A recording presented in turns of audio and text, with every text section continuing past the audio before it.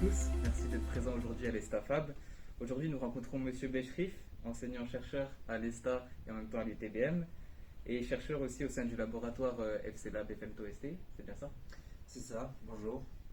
Merci d'être présent aujourd'hui. Nous allons vous poser quelques questions sur l'hydrogène. Dans un premier temps, quelle a été votre première expérience en matière d'hydrogène?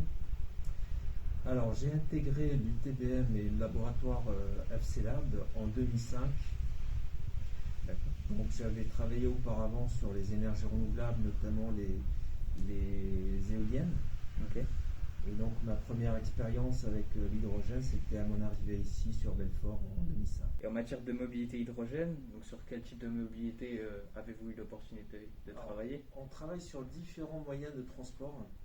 Le plus répandu chez nous, c'est la voiture électrique, toute électrique. Alors nous, quand on dit hybride, on n'hybride pas avec le thermique. Donc hybride, plusieurs sources, toutes électriques, soit batterie, soit batterie pile à combustible, soit également supercondensateur. Donc on a travaillé sur différentes applications, certaines aériennes, d'autres terrestres. Mais le plus gros, c'est le véhicule électrique qui se décline sous plusieurs formes. Ça peut être un scooter aussi, ça peut être un 3 roues, un 4 roues. Est-ce qu'il serait possible de nous décrire rapidement un peu le fonctionnement d'un véhicule à hydrogène?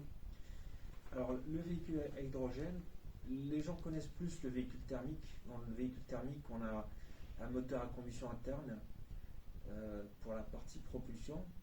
Ensuite, ce moteur est alimenté par l'essence ou le diesel. Nous, on va modifier la propulsion, c'est-à-dire on aura un moteur électrique. Et puis la source va changer également. La source, c'est une source électrique, c'est soit batterie, soit pile à combustible. Donc si c'est à batterie, il suffit simplement d'installer des batteries.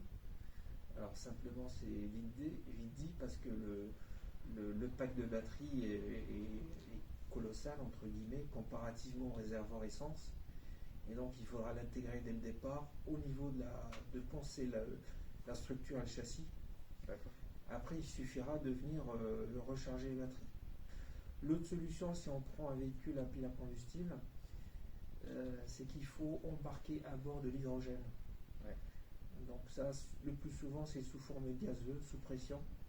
D'accord. Et il faudrait combien de temps environ pour recharger un véhicule à hydrogène? Alors, le recharger, c'est à peu près entre 5 et 10 minutes. C'est assez rapide. Après, vous m'avez posé la question comment ça se passe. Il y a une réaction chimique entre l'hydrogène stocké et l'oxygène de l'air ambiant.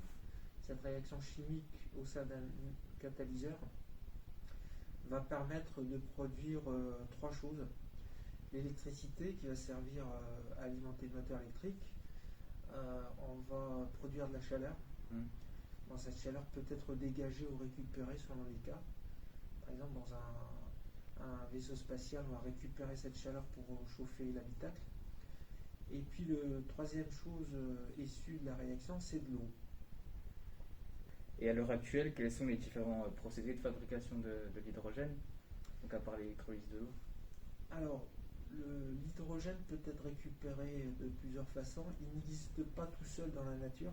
Il est tout le temps combiné avec d'autres éléments. Soit on le récupère à partir d'un gaz. Prenez le CH4, le méthane ou autre. On peut casser également la molécule et récupérer l'hydrogène. On peut le récupérer aussi à partir d'industries, notamment les industries pharmaceutiques qui rejettent naturellement l'hydrogène. Donc on peut développer une filière autour de cette récupération, donc soit à partir des gaz, mais ce qu'on souhaiterait faire, c'est de le récupérer de manière propre, complètement vert, une solution verte, et donc c'est à partir de l'électrolyse de l'eau. Ça, c'est l'hydrogène vert, c'est bien ça? C'est l'hydrogène vert, et donc même l'électrolyseur doit être alimenté de manière propre. En d'autres mots, à partir de panneaux solaires ou d'éoliens. C'est toutes les questions qu'on avait. Merci d'y avoir répondu et puis de nous avoir accordé quelques minutes. Puis à très bientôt sur la chaîne YouTube de la conscience des étudiants. Au revoir.